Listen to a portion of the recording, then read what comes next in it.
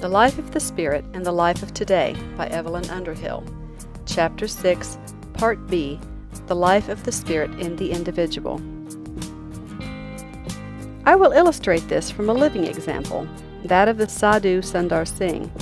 No one, I suppose, who came into personal contact with the sadhu doubted that they were in the presence of a person who was living in the full sense the spiritual life. Even those who could not accept the symbols in which he described his experience and asked others to share it, acknowledged that there had been working in him a great transformation, that the sense of the abiding and eternal went with him everywhere and flowed out from him to calm and to correct our feverish lives. He fully satisfies in his own person the demands of Baron von Hugel's definition, both contact with and renunciation of the particular and fleeting, seeking and finding of the eternal, incarnating within his own experience that transcendent otherness. Now the sadhu has discovered for himself and practices as the condition of his extraordinary activity, power and endurance, just that balance of life which St. Benedict's rule ordained. He is a wandering missionary, constantly undertaking great journeys, enduring hardship and danger, and practicing the absolute poverty of St. Francis.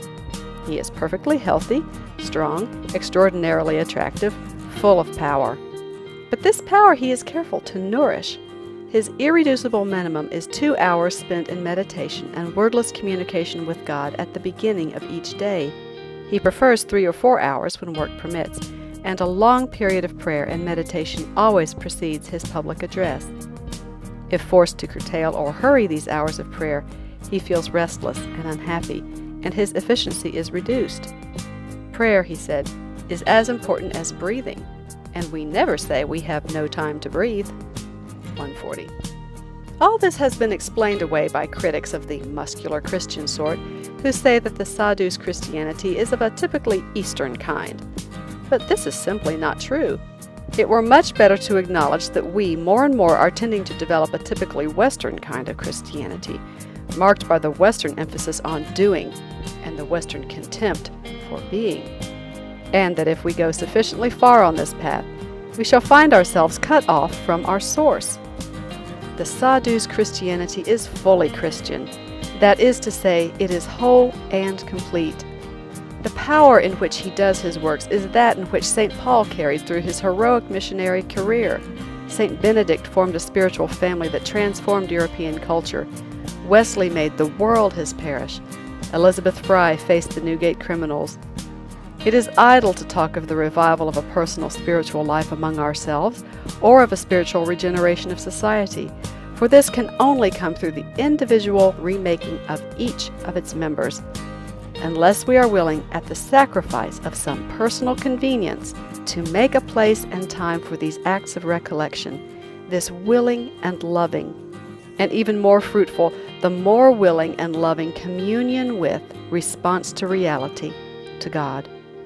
It is true that a fully lived spiritual life involves far more than this, but this is the only condition on which it will exist at all. Love, then, which is a willed tendency to God, prayer, which is willed communion with and experience of Him, are the two prime essentials in the personal life of the Spirit. They represent, of course, only our side of it and our obligation. This love is the outflowing response to another inflowing love, and this prayer the appropriation of a transcendental energy and grace. As the German theology reminds us, I cannot do the work without God, and God may not or will not without me. 141. And by these acts alone, faithfully carried through, all their costly demands fulfilled, all their gifts and applications accepted without resistance, and applied to each aspect of life, human nature can grow up to its full stature and obtain access to all its sources of power.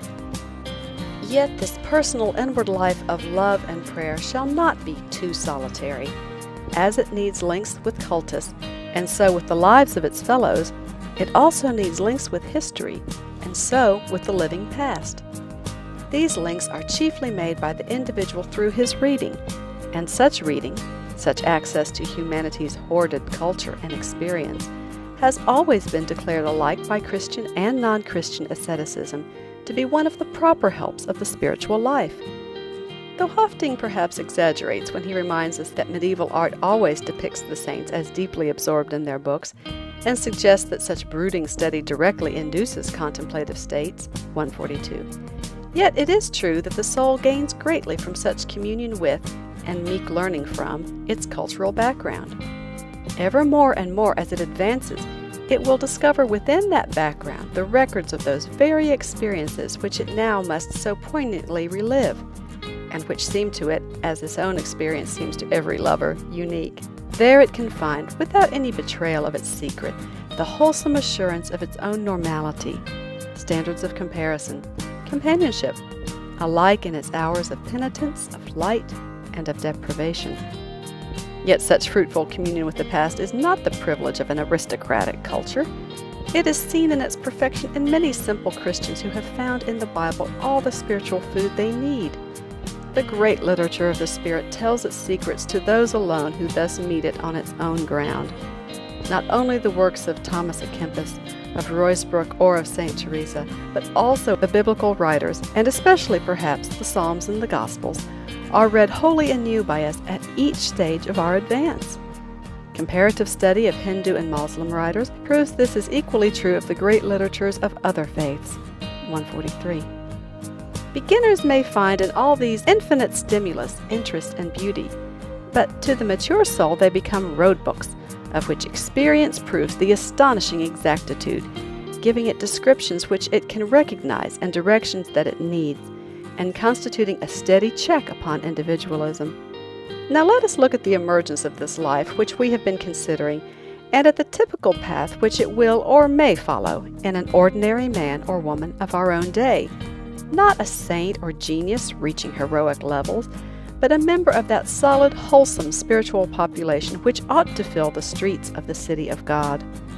We noticed when we were studying its appearance in history that often this life begins in a sort of restlessness, a feeling that there is something more in existence, some absolute meaning, some more searching obligation that we have not reached. This dissatisfaction, this uncertainty and hunger, may show itself in many different forms. It may speak first to the intellect, to the moral nature, to the social conscience, even to the artistic faculty, or directly to the heart. Anyhow, its abiding quality is a sense of contraction, of limitation, a feeling of something more that we could stretch out to and achieve and be. Its impulsion is always in one direction, to a finding of some wider and more enduring reality, some objective for the self's life and love. It is a seeking of the eternal in some form. I allow that thanks to the fog in which we live muffled, such a first seeking, and above all, such a finding of the eternal is not for us a very easy thing. The sense of quest, of disillusion, of something lacking, is more common among modern men than its resolution and discovery. Nevertheless, the quest does mean that there is a solution, and that those who are persevering must find it in the end. The world into which our desire is truly turned is somehow revealed to us. The revelation, always partial and relative, is of course conditioned by our capacity, the character of our longing, and the experiences of our past. In spiritual matters we behold that which we are, here following, on higher levels, the laws which govern aesthetic apprehension. So, dissatisfied with its worldview and realizing that it is incomplete, the self seeks at first hand, though not always with clear consciousness of its nature, the reality which is the object of religion. When it finds this reality, the discovery, however partial, is for it the overwhelming revelation of an objective fact, and it is swept by a love and awe which it did not know itself to possess. And now it sees, dimly, yet in a sufficiently disconcerting way, the pattern in the mount, the rich complex of existence as it were transmuted, full of charity and beauty, governed by another series of adjustments. Life looks different to it. As Fox said, creation gives out another smell than before. 144. There is only one thing more disconcerting than this, and that is seeing the pattern actualized in a fellow human being, living face to face with human sanctity in its great simplicity, and supernatural love, joy, peace. For when we glimpse eternal beauty in the universe, we can say with the hero of Callista, "It is beyond me." But when we see it transfiguring human character, we know that it is not beyond the power of the race.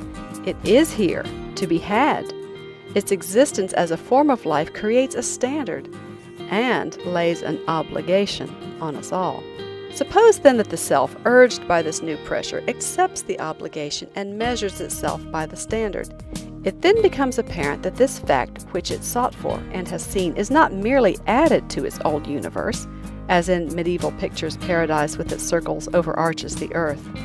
This reality is all-penetrating and has transfigured each aspect of the self's old world.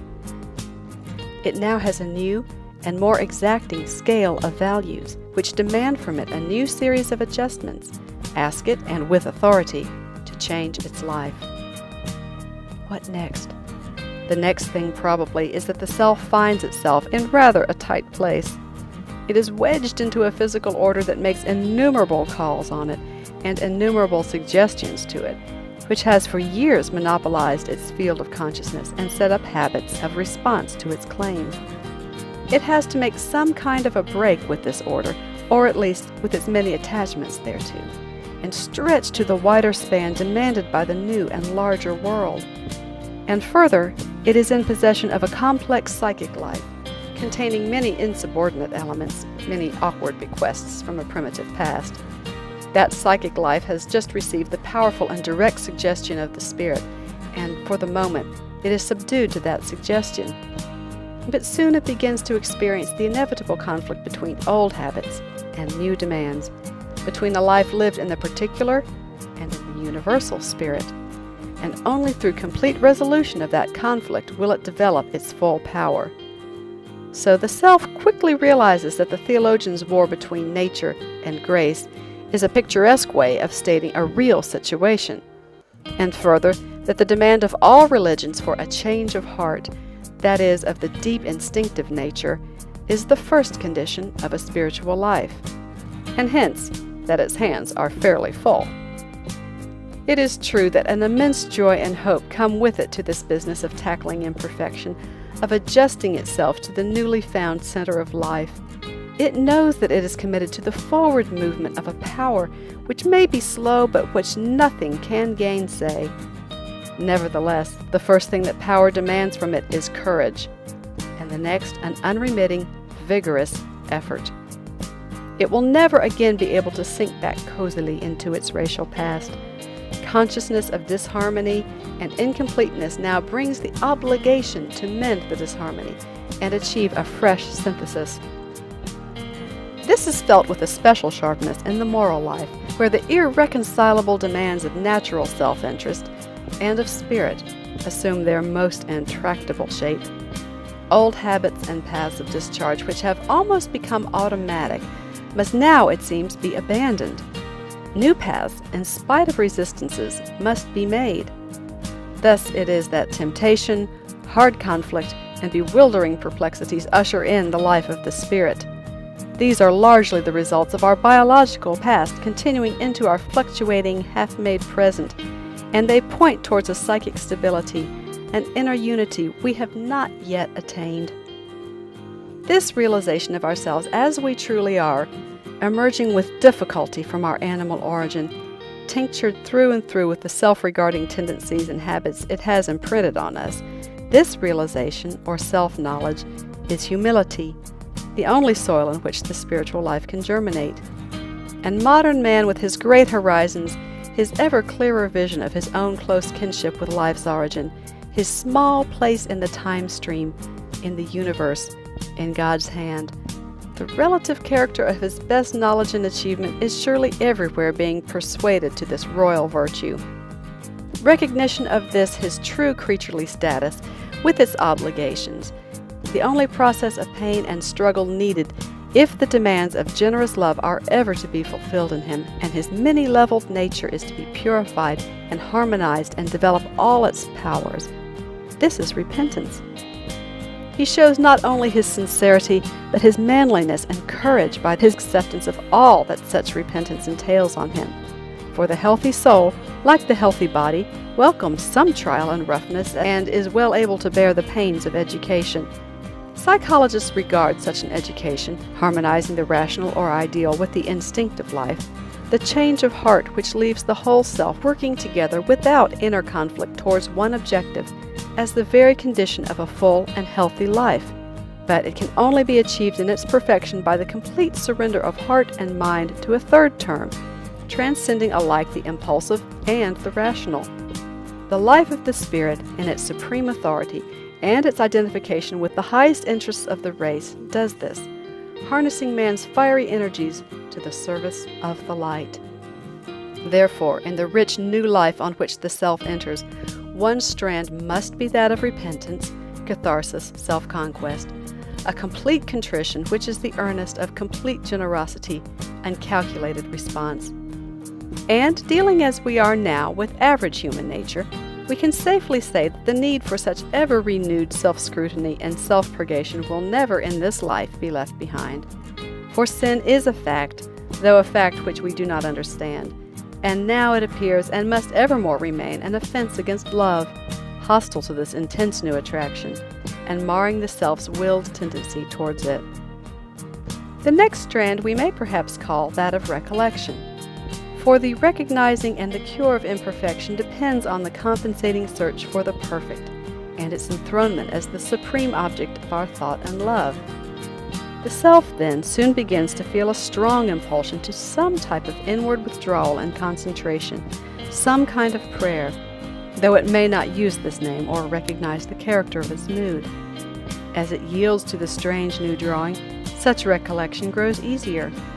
It finds that there is a veritable inner world, not merely of fantasy, but of profound heart-searching experience, where the soul is in touch with another order of realities and knows itself to be an inheritor of eternal life. Here, unique things happen. A power is at work, and new apprehensions are born. And now, for the first time, the self discovers itself to be striking a balance between this inner and the outer life, and in its own small way, but still most fruitfully, enriching action with the fruits of contemplation. If it will give to the learning of this new art, to the disciplining and refining of this affective thought, even a fraction of the diligence which it gives to the learning of a new game, it will find itself repaid by a progressive purity of vision, a progressive sense of assurance, an ever-increasing delicacy of moral discrimination and demand. Psychologists, as we have seen, divide men into introverts and extroverts, but as a matter of fact, we must regard both these extreme types as defective. A whole man should be supple in his reactions to both the inner and to the outer world. The third strand in the life of the Spirit, for this normal self which we are considering, must be the disposition of complete surrender. More and more advancing in this inner life, it will feel the imperative attraction of reality, of God, and it must respond to this attraction with all the courage and generosity of which it is capable. I am trying to use the simplest and the most general language, and to avoid emotional imagery, though it is here, in telling of this perpetually renewed act of self-giving and dedication, that spiritual writers most often have recourse to the language of the heart. It is indeed in a spirit of intensest and humble adoration that generous souls yield themselves to the drawing of that mysterious beauty and unchanging love, with all that it entails. But the form which the impulse to surrender takes will vary with the psychic makeup of the individual. To some it will come as a sense of vocation, a making over of the will to the purposes of the kingdom, a type of consecration which may not be overtly religious, but may be concerned with the self-forgetting quest of social excellence, of beauty, or of truth. By some it will be felt as an illumination of the mind, which now discerns once for all true values, and accepting these must uphold and strive for them in the teeth of all opportunism. By some, and these are the most blessed, as a breaking and remaking of the heart. Whatever the form it takes, the extent in which the self experiences the peace, joy, and power of living at the level of spirit will depend on the completeness and single-mindedness of this, its supreme act of self-simplification. Any reserves, anything in its makeup which sets up resistances, and this means generally any form of egotism, will mar the harmony of the process. And, on the other hand, such a real simplification of the self's life as is here demanded, uniting on one object, the intellect, will, and feeling too often split among contradictory attractions, is itself productive of inner harmony and increased power, productive too of that noble endurance which counts no pain too much in the service of reality. Here then we come to the fact, valid for every level of spiritual life, which lies behind all the declarations concerning surrender, self-loss, dying to live, dedication, made by writers on this theme. All involve a relaxing of tension, letting ourselves go without reluctance in the direction in which we are most profoundly drawn, a cessation of our struggles with the tide, our kicks against the pricks that spur us on. The inward aim of the self is towards unification with a larger life, emergence with reality, which it may describe under various contradictory symbols, or may not be able to describe at all, but which it feels to be the fulfillment of existence. It has learnt, though this knowledge may not have passed beyond the stage of feeling, that the universe is one simple texture in which all things have their explanation and their place. Combing out the confusions which enmesh it, losing its sham and separate life and finding its true life there, it will know what to love and how to act. The goal of this process, which has been called entrance into the freedom of the will of God, is the state described by the writer of the German theology when he said, "I would fain be to the eternal goodness what his own hand is to a man." 145. For such a declaration not only means a willed and skillful working for God, a practical siding with perfection, becoming its living tool, but also close union with and sharing of the vital energy of the spiritual order, a feeding on and using of its power, its very lifeblood, complete docility to its inward direction, abolition of separate desire. The surrender is therefore made not in order that we may become limp pietists, but in order that we may receive more energy and do better work, by a humble self-subjection more perfectly helping forward the thrust of the Spirit and the primal human business of incarnating the eternal here and now. Its justification is in the arduous but untiring, various but harmonious activities that flow from it, the enhancement of life which it entails. It gives us access to our real sources of power, that we may take from them and, spending generously, be energized anew. So the cord on which those events which make up this personal life of the Spirit are to be strung is completed, and we see that it consists of 4 strands. 2 are dispositions of the self, penitence and surrender. 2 are activities, inward recollection and outward work. All 4 make stern demands on its fortitude and goodwill, and each gives strength to the rest, for they are not to be regarded as separate and successive states, a discrete series through which we must pass one by one, leaving penitence behind us when we reach surrendered love, but as the variable yet enduring and inseparable aspects of one rich life, phases in one complete and vital effort to respond more and more closely to reality. Nothing, perhaps, is less monotonous than the personal life of the Spirit. In its humility and joyous love, its adoration and its industry, it may find self-expression in any one of the countless activities of the world of time. It is both romantic and austere, both adventurous and holy. Full of fluctuation and unearthly color, it yet has its dark patches as well as its light. Since perfect proof of the supersensual is beyond the span of human consciousness, the element of risk can never be eliminated. We are obliged in the end to trust the universe and live by faith. Therefore, the awakened soul must often suffer perplexity, share to the utmost the stress and anguish of the physical order, and, chained as it is to a consciousness accustomed to respond to that order, must still be content with flashes of understanding, and willing to bear long periods of destitution when the light is failed. The further it advances, the more bitter will these periods of destitution seem to it. It is not from the real men and women of the Spirit that we hear soft things about the comfort of faith, for the true life of faith gives everything worth having and takes everything worth offering. With unrelenting blows, it welds the self into the stuff of the universe, subduing it to the universal purpose, doing away with the flame of separation. Though joy and inward peace, even in desolation, are dominant marks of those who have grown up into it, still it offers to none a succession of supersensual delights. The life of the Spirit involves the sublimation of that pleasure-pain rhythm which is characteristic of normal consciousness, and if for it pleasure becomes joy, pain becomes the cross. Toil, abnegation, sacrifice are therefore of its essence, but these are not felt as a heavy burden because they are the expression of love. It entails a willed tension and choice, a noble power of refusal, which are not entirely covered by being in tune with the infinite. As our life comes to maturity, we discover to our confusion that human ears can pick up from the infinite many incompatible tunes, but cannot hear the whole symphony. And the melody confided to our care, the one which we alone perhaps can contribute and which taxes our powers to the full, has in it not only the notes of triumph, but the notes of pain. The distinctive mark, therefore, is not happiness, but vocation, work demanded, and power given, but given only on condition that we spend it and ourselves on others without stint. These propositions, of course, are easily illustrated from history, but we can also illustrate them in our own persons if we choose. Should we choose this, and should life of the Spirit be achieved by us, and it will only be done through daily discipline and attention to the spiritual, a sacrifice of comfort to its interests, following up the intuition which sets us on the path. What benefits may we as ordinary men expect it to bring to us and to the community that we serve?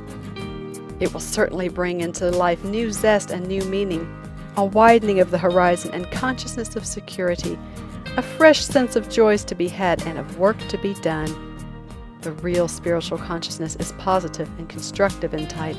It does not look back on the past sins and mistakes of the individual or of the community, but in its otherworld faith and this world charity is inspired by a forward-moving spirit of hope. Seeking alone the honor of eternal beauty, and because of its invulnerable sense of security, it is adventurous. The spiritual man and woman can afford to take desperate chances and live dangerously in the interests of their ideals, being delivered from the many unreal fears and anxieties which commonly torment us, and knowing the unimportance of possessions and of so-called success. The joy which waits on disinterested love and the confidence which follows surrender cannot fail them. Moreover, the inward harmony and assurance, the consciousness of access to that Spirit who is, in a literal sense, health's eternal spring, means a healing of nervous miseries and invigoration of the usually ill-treated mind and body, and so an all-around increase in happiness and power. The fruit of the Spirit is love, joy, peace, long-suffering, gentleness, goodness, faith, meekness, temperance. This, said St. Paul, who knew by experience the worlds of grace and of nature, is what a complete man ought to be like. Compare this picture of an equable and fully harmonized personality with that of a characteristic neurasthenic, a bored sensualist, or an embittered worker, concentrated on the struggle for a material advantage, and consider that the central difference between these types of human success and human failure abides in the presence or absence of a spiritual conception of life. We do not yet know the limits of the upgrowth into power and happiness which complete and practical surrender to this conception can work in us, or what its general triumph might do for the transformation of the world. And it may even be that beyond the joy and renewal which come from self-conquest and unification, a level of spiritual life most certainly open to all who will really work for it, and beyond that deeper insight, more widespreading love, and perfection of adjustment to the here and now which we recognize and reverence as the privilege of the pure in heart. Beyond all these, it may be that life still reserves for man another secret and another level of consciousness, a closer identification with reality, such as eye hath not seen or ear heard. And note that the spiritual life which we have here considered is not an aristocratic life. It is a life of which the fundamentals are given by the simplest kinds of traditional piety and have been exhibited over and over again by the simplest souls. An unconditional self-surrender to the divine will under whatever symbols it may be thought of, for we know that the very crudest of symbols is often strong enough to make a bridge between the heart and the eternal, and so be a vehicle of the spirit of life. A little silence and leisure, a great deal of faithfulness, kindness, and courage. All this is within the reach of anyone who cares enough for it to pay the price. End of chapter 6b.